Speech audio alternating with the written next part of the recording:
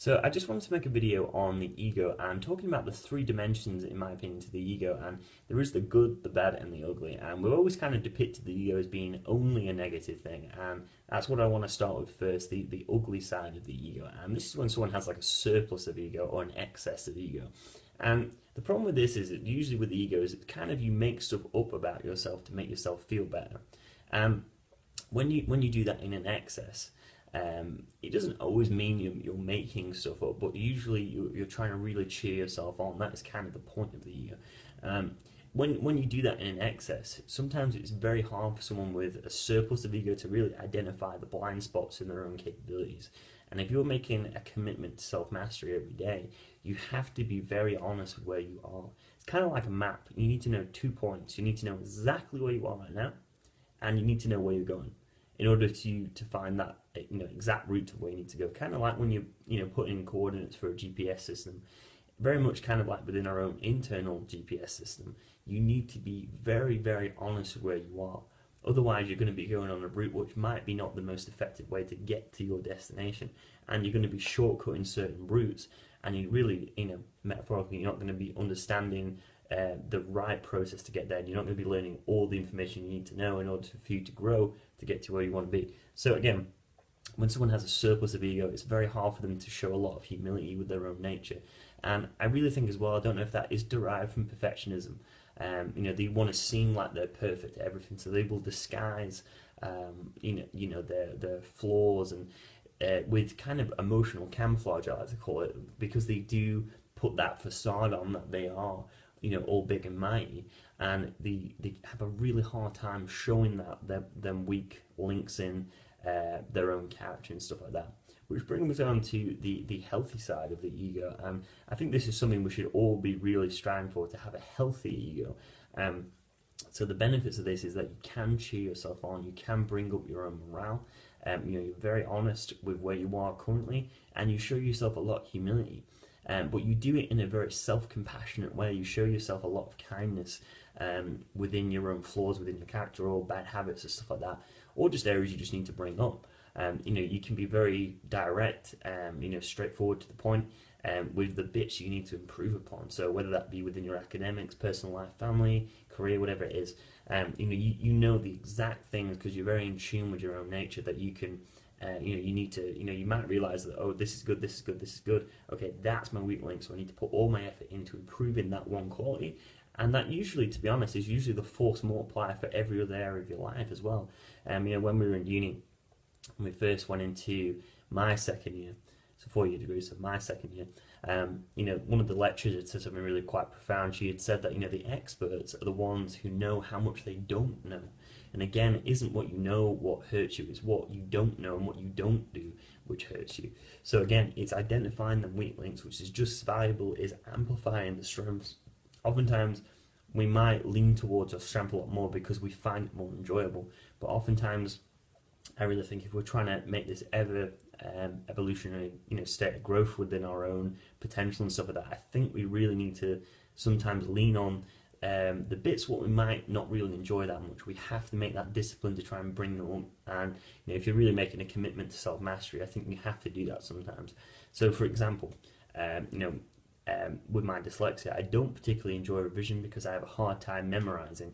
Again, if I really want to do well in my degree, I have to make that a priority to bring everything else up, and that is usually the force multiplier, because then I understand more what's going in my lectures, I'm more prepared for the exams, and overall that will eventually, hopefully, get me a better mark. So again, it's not just focusing on what you're good at, it's also focusing on the things that you might not be good at. Within reason, you don't have to be good at everything, but again, it's focusing on the things that which are kind of the compulsory things. But again, the things what you might not necessarily be good at. So again, you're still your own number one fan, as like I like to say. You can cheer yourself on, but you do show yourself a lot of self-compassion in identifying your weak links, the things you need to improve.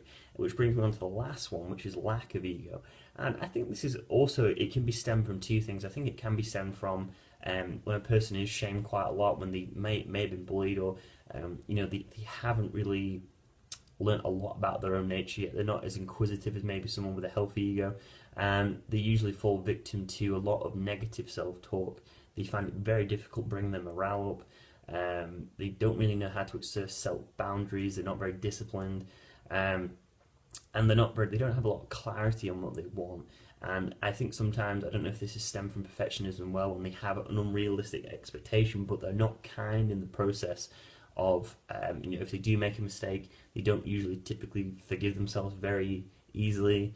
If they do make a mistake, that is like they're hypercritical, excessively judgmental with their flaws. So again, kind of differing from the healthy ego.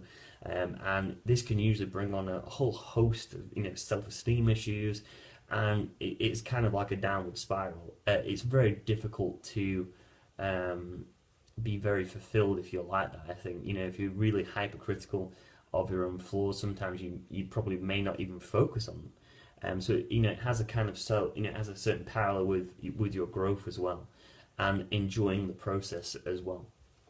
Because if you can identify your weak links, but again you are self-compassionate about it, it becomes almost enjoyable. It's not like this very treacherous thing, and it's extremely stressful. You try and enjoy the process. You're kind to yourself. Your internal dialogue, your self-talk is very positive about the situation, and we're really trying to reinforce good habits and stuff like that. And with self-mastery, you have to have a very positive mental attitude. You cannot demoralize yourself if you make a mistake. So again, with the lack of the ego, again, it's really establishing. And as well as with the surplus of the ego, we're trying to strive not for perfectionism, we're trying to strive for excellence, which, in my opinion, two different things. With perfectionism, you have an extremely unrealistic expectation with everything you do, and there is not a lot of self-forgiveness, there isn't a lot of self-compassion there, and if you do make a mistake, it does crush your soul. So we have to be not as rigid with our own rules, and we have to be disciplined, but again, we have to be flexible in the process to becoming the greatest version we can be. And if we're striving to hit maximal potential every single day, we're making a commitment to self-mastery, we're trying to make them incremental improvements every day. In Japan, they call this the Kaizen principle, the art of continuous betterment, where you're striving every single day to just become a little bit better at, your craft, whatever that might be. And again, with the lack of ego, there is again that tendency to completely demoralize yourself because your expectations are so high. And I think it is fantastic to have high standards, but we also have to combat that with being flexible with our own mindset and our own rules.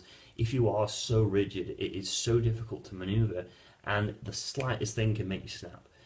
Because you haven't developed that self-compassion yet. You haven't developed being kind to yourself and being your own number one fan. And it's a simultaneous thing, it's a synergistic thing. You have to be your own number one fan. Again, you're cheering yourself on, but again, you have to be your own number one coach as well, which means not only do you cheer yourself on, but you have the humility to identify the blind spots in your own capabilities. So it's that synergistic effect of having them both. Again, with the kind of surplus of ego, there is that tendency to be your own number one fan, but the worst coach to yourself ever, because again, you're not being honest with your capabilities. You're putting on a facade to everyone to make yourself look perfect, when in reality that really isn't the case. No one is perfect.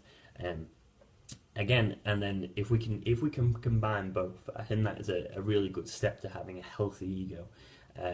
I think really, having a lack of ego can be extremely demoralizing, and having a surplus of ego is one of the biggest delusional things you can really do, because again, you're constantly putting that front on to everyone else that you are perfect. You're kidding yourself about your own capabilities. And I think if you're really trying to be, successful in whatever profession it might be, or maybe it's just in academia, college, high school, whatever it is, university, or maybe it's in your career, if you're really trying to make that improvement and you're really trying to strive towards self-mastery, where every day you're trying to become better at something, you're never being complacent, you have to be honest with your own capabilities. So again, it's that synergistic effect of being not only your number one fan, but your number one coach as well. So I hope you guys have enjoyed that video. Any comments, comment below, and I'll speak to you soon. Have a good day. Thanks very much.